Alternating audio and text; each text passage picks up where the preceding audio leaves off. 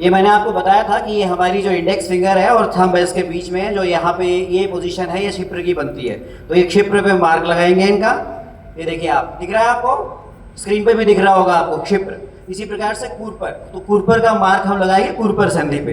तो कुरपर संधि पर ऊपर नहीं लगाना है, कुरपर संधि से 2 अंगुल नीचे लगाना है, ध्यान दीजिएगा, ये पॉइंट और ये पॉइंट, ठीक है। इसी प्रकार से आणी बताया था मैंने, तो यहाँ से 4 अंगुल, यानी किससे 4 अंगुल नापना है? पेशेंट के हाथ से। यानी कि अगर कोई बच्चा है तो बच्चे के हाथ से, मिडिल एज का है, लंबा है, तो उस हिसाब से, तो लगभग हमें अंदाजा है वो यहाँ आएगा। ये हो गया आणी। और इसी के ठीक 4 अंगुल ऊपर, थोड़ा सा ऊपर करिए, इसी के ठीक ऊपर 4 अंगुल ऊपर जो है वो उर्वी आएगी। ये उर्वी हो गया। और अभी मैंने अंश मर्म बताया था आपको कि आपने शोल्डर को 90 डिग्री पर, hand should be at 45 degree, index finger should be at the junction of the neck and shoulder, और मिडिल फिंगर जहाँ पे आता है यहाँ पे मार्क लगाना है, ठीक है। अब इसको कैसे करेंगे? तो इसका तरीका है, क्योंकि इनको प्रॉब्लम है तो जिस साइड में प्रॉब्लम है उस साइड का पहले करेंगे। यहाँ पे मेल फीमेल वाला रूल नहीं आएगा और क्षिप्र से स्टार्ट करेंगे। मैं केवल डेमोन्स्ट्रेशन दे रहा हूँ और ये बाद में करेंगे फॉलोअप, इसका बहुत ज़रूरी है। तो क्षिप्र करने का तरीका मैंने बताया। ये आपने कुछ नहीं करना, आपने ये अंगूठा ऐसे लगाना है स्वैप पे और ये प्रेस करना है। देखिए आप, दिख रहा है आपको? आई थिंक दिख रहा है ना पीछे भी?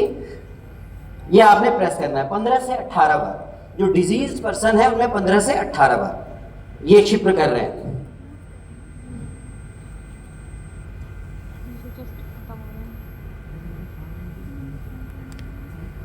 इसी प्रकार से कुरपर, तो कुरपर मैंने बताया 2 पॉइंट्स होते हैं। 4 अंगुल प्रमाण का मर्म है, बड़ा होता है, तो उसका हमने जो इपिकॉन्डाइल है, मीडियल और लैटरल इपिकॉन्डाइल, उससे 2 अंगुल नीचे लेते हैं। तो हमने इसको प्रेस करना है, रिलीज करना है। ये प्रेस, देखिए इनको दर्द हो रहा है, थोड़ा सा तकलीफ होती है कुरपर करने में, ध्यान दीजिएगा। संधि मर्म है, इस पे दबाव आप थोड़ा ज़्यादा भी रख सकते हैं, ऐसा कोई प्रॉब्लम नहीं है। संधि और अस्थि मर्मों में आप मैक्सिमम प्रेशर रख सकते हैं, शिरा स्नायु मर्म में मिनिमम प्रेशर, मांस मर्म में मॉडरेट प्रेशर।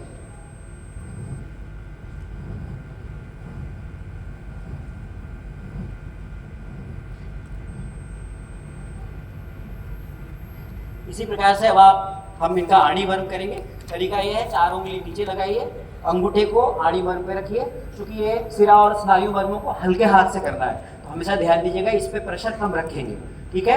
अलग अलग प्रेशर होता है, 15 से 18 बार हर डिजीज पर्सन में, 15 से 18 बार। बस समाप्त कर रहा हूँ बस।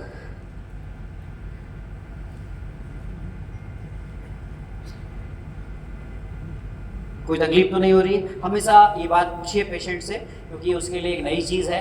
तो चूँकि ये तो मुझे लगता है स्टूडेंट होंगे, और जो आपके पास पेशेंट आता है उससे पहले जब भी करें, आपका इंटरेक्शन हो, तो हमेशा लो आपने स्टिमुलस देना होता है नॉर्मल से।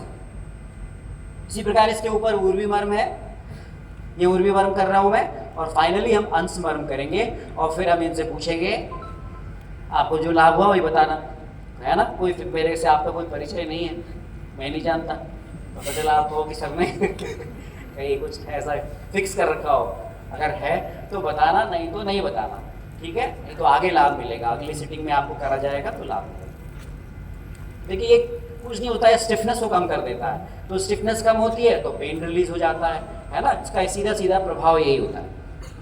और वो अंश करेंगे तो अंश दोनों तरफ का करेंगे। इसमें पीछे से आप खड़े होकर कर सकते हैं, आप पीछे से कर सकते हैं।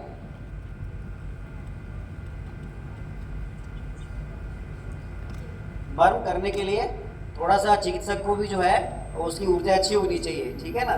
तो इसमें जो है आपको भी ऊर्जावान होना बहुत ज़रूरी है, ध्यान दीजिएगा, ठीक है। हमारी ऊर्जा में कोई कमी नहीं है।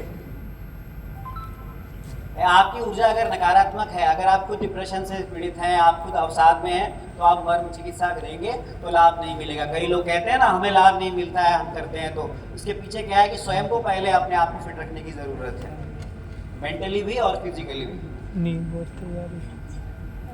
पहले ये बताओ, आपको कोई तकलीफ हुई, दर्द हुआ मेरे करने में? आप जरा हाथ उठाओ, ऊपर ऊपर करो। पहले से कितना लाभ मिला? 70%। झूठ तो नहीं बोल रहे?